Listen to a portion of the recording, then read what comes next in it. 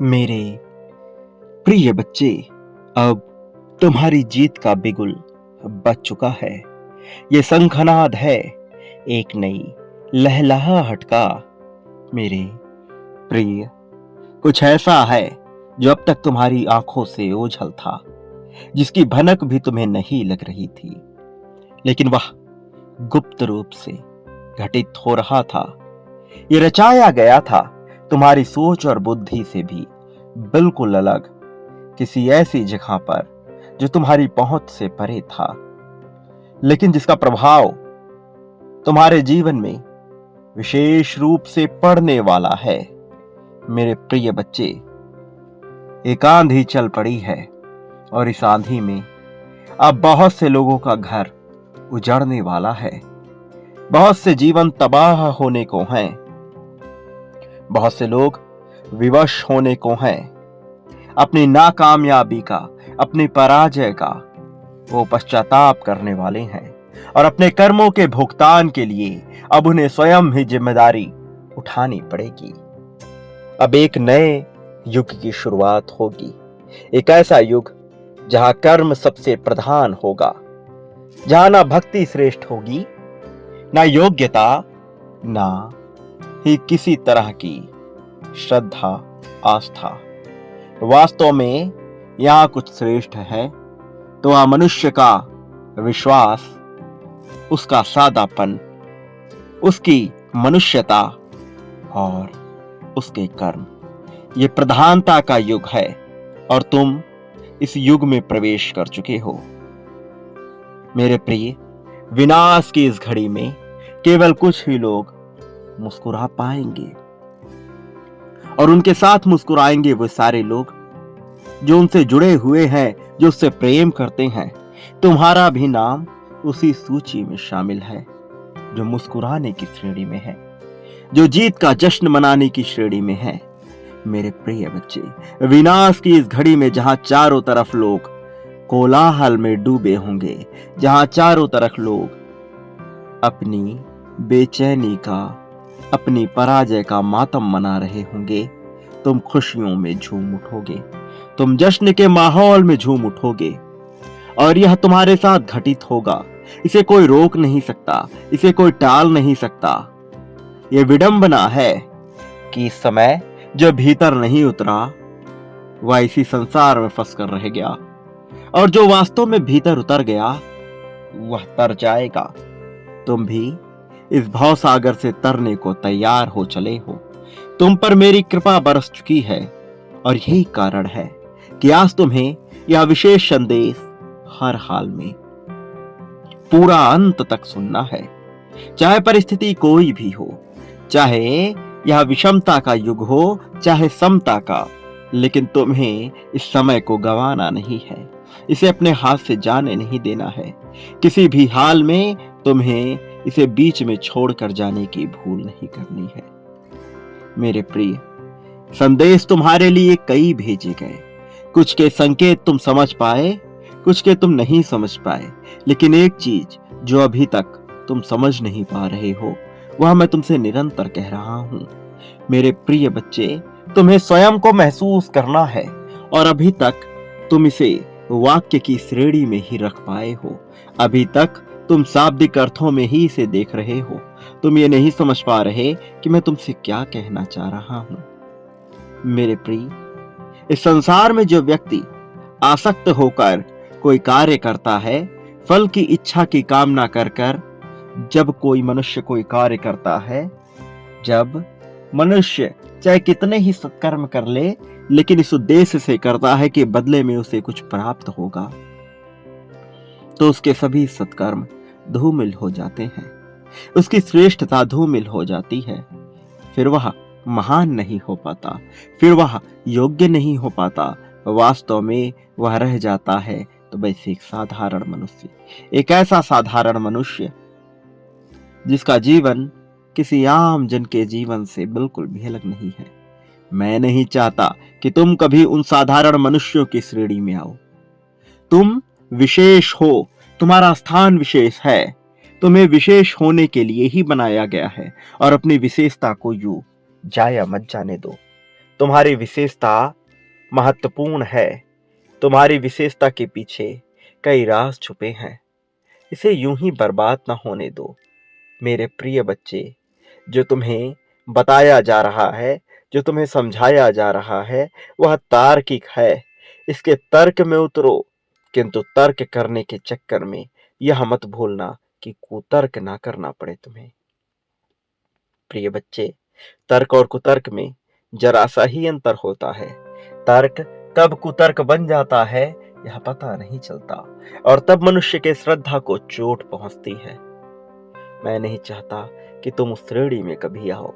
तुम जो कि जीत को अपनी ओर धीरे धीरे आकर्षित कर रहे हो, इसे पूर्णतः से स्वीकार कर लो। इसे पूर्णतः से अपनी ओर आकर्षित कर लो। इसकी चाल को धीमा मत होने दो। इसे समान वेग, समान गति से बहने दो। इसी में महानता है। प्रिय बच्चे, जब तुम्हें कुछ प्रदान किया जा रहा है तो किसी कारण से ही किया जा रहा है। यहाँ कुछ भी निरुद्देश्य नहीं है। यहाँ कुछ भी यूं ही घटित नहीं हो रहा है। और जब तुम योजनाएं बनाते हो, जब तुम भविष्य की चिंता करते हो, तब तुम मेरी योजनाओं पर, मेरे परवाह करने की शैली पर प्रश्न चिन्ह लगा रहे होते हो। और यह प्रश्न चिन्ह बड़ा ही विषाक्त होता है। यह प्रश्न चिन्ह विभिन्न प्रकार के नकारात्मक तत्वों से दूषित होता है। इसलिए तुम्हें अपने आप को श्रद्धा की सर्वोच्चतम श्रेणी में लाना होगा, वहां जहां कोई और नहीं पहुंचता, वहां जहां तुम्हारी शैली ही सर्वश्रेष्ठ हो जाती है, वहां जहां तुम ही महान हो जाते हो। मेरे प्रिय बच्चे, कभी कभी मनुष्य को विभिन्न प्रकार की समस्याओं का सामना करना ही पड़ता है। फिर चाहे वह कितना ही बड़ा आस्तिक हो, फिर चाहे वह कितनी ही अनासक्ति क्यों ना रखता हो, लेकिन ऐसी परिस्थिति में भी उसे इसे विषमता के रूप में नहीं देखना चाहिए। उसे इसे चुनौतियों के रूप में नहीं लेना चाहिए, बल्कि ईश्वर की मर्जी समझकर उसका सामना करना चाहिए। स्वीकार करने की श्रेणी में आना चाहिए।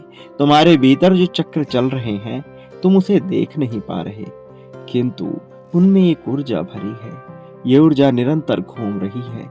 यह ऊर्जा तुम्हें अंदर से विभिन्न प्रकार के संचारों में भर रही है, और यह संचार तुम्हारे लिए उपयोगी है। यह संचार तुम्हारे मस्तिष्क को प्रभावित करता है। यह तुम्हें उस अंधेरे से बचाता है जिस अंधेरे में जाने के बाद मनुष्य ना तो लोभ, ना ही लालच, ना ही कामना और ना ही वासना के जंजाल से मुक्ति पा सकता है। ये माया का एक भ्रम है, एक ऐसा जाल जिससे निकलना सबके बस की बात नहीं, किंतु तुम्हें इससे निकालने का निरंतर प्रयत्न किया जा रहा है। तुम इन प्रयत्नों को बर्बाद ना होने दो। तुम इन प्रयत्नों को धूमिल ना होने दो। जब मैं तुमसे कह रहा हूं कि तुम्हारी जीत विनाश के बावजूद लिखी है, तो निश्चित तौर पर तुम्हारी जीत लिखी है। यहां पर विनाश की जब मैं बात कर रहा हूं, तो मैं तुम्हें यह स्पष्टतः सुनिश्चित कर देना चाहता हूं कि विनाश उन मनुष्यों का होगा जो अपने कर्मों को सही नहीं रख पाते। मनुष्य जब विचार से बुरे कर्म करता है, वह भी बुरे ही कर्म होते हैं, लेकिन जब उन्हें वह कृत्यों में शामिल कर लेता है, जब वह उन्हें षड्यंत्रों में शामिल कर लेता है और इसमें किसी को अपना साथी बना लेता है, तब वह सबसे बड़े पापों में से एक पाप कर रहा होता है। और ऐसा करने से उसे रोकने के लिए विभिन्न प्रकार के फरिश्ते इस धरा पर आते हैं। चाहे फरिश्ते नकारात्मक हो या सकारात्मक, वह सर्वप्रथम उसे रोकने का ही प्रयत्न करते हैं और बाद में उसकी क्रिया शैली के अनुरूप उसकी सहायता करते हैं। मेरे प्रिय, जो फरिश्ते तुम्हारी जीत की श्रेणी में लगाए गए हैं, वह तुम्हारे नकारात्मक तत्वों में भी तुम्हारी सहायता करेंगे। इसलिए तुम्हें अपने आप को नकारात्मक जंजालों से बचाना होगा। अन्यथा की श्रेणी में तुम जो नकारात्मक वाक्य बोलोगे, तुम जो नकारात्मक कार्य करोगे, उसमें भी सफल हो जाओगे और यह सफलता तुम्हें भारी पड़ेगी। इस सफलता का तुम्हें बहुत बड़ा मूल्य चुकाना पड़ जाएगा। मैं नहीं चाहता कि तुम्हारे जीवन में ऐसा कुछ भी हो। मैं नहीं चाहता कि तुम कभी भी हारो, तुम्हारी कभी भी पराजय हो और कोई ऐसा मौका मिले जिसमें तुम्हारी गलती गिनाई जा सके। प्रिय बच्चे, चाहे इस जगत की बात हो, चाहे अलौकिक जगत की बात हो, मैं तुम्हें हर जगह जीतते हुए ही देखना चाहता हूँ। मैं हर जगह तुम्हारी विजय पताका को फहराते हुए ही देखना चाहता हूँ। मैं चाहता हूँ कि तुम्हारी जीत हर हाल में हो, चाहे कोई तुम्हारे साथ रहे या ना रहे, फिर भी तुम जीतो, फिर भी तुम्हारी विजय पताका फहराए, फिर भी तुम्हारी जीत का बिगुल बजे, फिर भी विजय रथ तुम्हारे लिए निकल पड़े। मेरे प्रिय, बचपन से ही तुम शक्ति की कामना करते आए हो।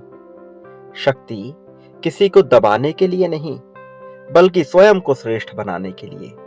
शक्ति किसी का शोषण करने के लिए नहीं, बल्कि लोगों का उद्धार करने के लिए। शक्ति किसी को अहंकार के फलीभूत होकर नीचा दिखाने के लिए नहीं, अपितु शक्ति तुम्हें इसलिए चाहिए थी सदा से ही, ताकि तुम इस शक्ति के द्वारा लोगों में अपनी एक पहचान बना सको, ताकि तुम लोगों का उद्धार भी कर सको और तुम्हारे अस्तित्व को जरा भी खतरा मालूम न पड़े। मैं जानता हूं कि इस कलयुगी समाज में तुम चाहते हो कि तुम्हारा एक वर्चस्व बना रहे। तुम चाहते हो कि तुम्हारा वर्चस्व ऐसा हो कि ना तो तुम्हें कभी धन की कमी हो, ना ही कोई तुमसे बुरा व्यवहार कर पाए। तुम्हारी शक्ति के तले दबकर वह तुम्हें सम्मान ही दे। मैं जानता हूं कि तुम इसका दुरुपयोग करना नहीं चाहते, किंतु कुछ परिस्थितियों में तुम इसके दुरुपयोग की भी कामना कर लेते हो। कई बार तुम दूसरों की हानि का विचार उत्पन्न कर लेते हो, जबकि तुम मूल रूप से ऐसे नहीं हो। जबकि तुम मूल रूप से कभी नहीं चाहते कि किसी को कोई भी हानि हो, किंतु जब तुम्हारे अहम को ठेस पहुंचती है, जब तुम्हें तकलीफ में डाला जाता है, जब कोई तुम्हारा बुरा करने का विचार करता है, तब कई बार तुम्हारे मन में यह भावना उत्पन्न हो जाती है कि तुम उसका कुछ हानि कर दो, जिससे उसे यह सबक मिल जाए कि तुम कितने श्रेष्ठ हो, जिससे उसे यह सबक मिल जाए कि तुम्हारे पास कितनी ताकत है, कितनी शक्ति है। मैं जानता हूं कि तुम्हारा हृदय बहुत कोमल है, स्वच्छ है, लेकिन यह समाज इतना हिंसात्मक हो चला है कि तुम चाह कर भी अपनी इस भावना को नियंत्रित नहीं कर पाते।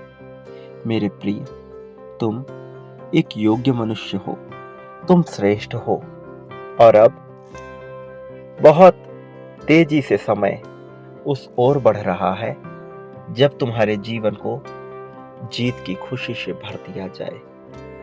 लेकिन कुछ ऐसी कमियां हैं जिनसे तुम्हें पार पाना है, और यह कमी ऐसा नहीं है कि तुम्हारे जीत को रोक रही है। वास्तव में यह उस सूक्ष्म धागे के, उस सूक्ष्म झिल्ली के समान है जो एक पल में टूट सकता है, जिसके पार तुम्हारी जीत बाहें खोलकर तुम्हारा इंतजार कर रही है, जिसके पार भव्यता तुम्हारे स्वागत में खड़ी है, जिसके पार बहुत से अनोखे देवदूत तुम्हारी राह तक रहे हैं। लेकिन अभी इन क्षणों में यह झिल्ली पार करना तुम्हारे लिए सुगम प्रतीत नहीं हो रहा, और ऐसा इसलिए क्योंकि तुम्हारा अपने ऊपर पूर्ण विश्वास बन नहीं पा रहा। जिस क्षण तुम्हारा अपने ऊपर पूर्ण विश्वास बन जाएगा, उसी क्षण से कोई तुम्हें हराने में सक्षम ना हो सकेगा, क्योंकि तुम्हारी योग्यता पर कभी प्रश्न चिन्ह रहा ही नहीं है। प्रश्न चिन्ह तुम्हारी मानसिकता पर रहा है, तुम्हारे मनोभाव पर रहा है। तुम्हारा मनोभाव कभी विषाक्त ना हो, निरंतर इसके लिए प्रयत्न किए गए हैं। इसलिए मेरे प्रिय, मैं चाहता हूं कि तुम पुनः मूल्यांकन करो अपने कर्मों का, अपने आप का, ये देखो कि आखिर क्या है जो तुम्हें आगे बढ़ने से रोक रहा है, जबकि तुम्हारे जीवन में जीत को निरंतर भेजा जा रहा है। फिर भी ऐसी कौन सी बाधाएं हैं जो तुम्हें आगे बढ़ने नहीं दे रही हैं, जबकि तुम योग्य हो। मैं फिर से तुम्हें ये बता रहा हूं कि तुम योग्य हो, तुम में कमी नहीं है, लेकिन तुम्हारी शिकायत करने की कुछ भावना है। एक झिल्ली जो तुम्हें रोक रही है, तुम्हें उसके पार जाना है। ये समय निकल रहा है, अब इस समय को बर्बाद ना होने दो। पुष्प की तरह खिल उठो मेरे प्रिय बच्चे। अपने प्रेम को स्वयं से दूर मत होने दो। वह तुम्हारे लिए आवश्यक है, वो तुम्हारे लिए निरंतर तड़पा है। तुम भी सदा प्रेम के लिए तरसे हो, इसलिए जो मिल रहा है उसका मूल्यांकन करो कि तुम उसे किस वजह से स्वयं से दूर होने दे रहे हो। तुम्हें उसे स्वयं से दूर नहीं होने देना चाहिए।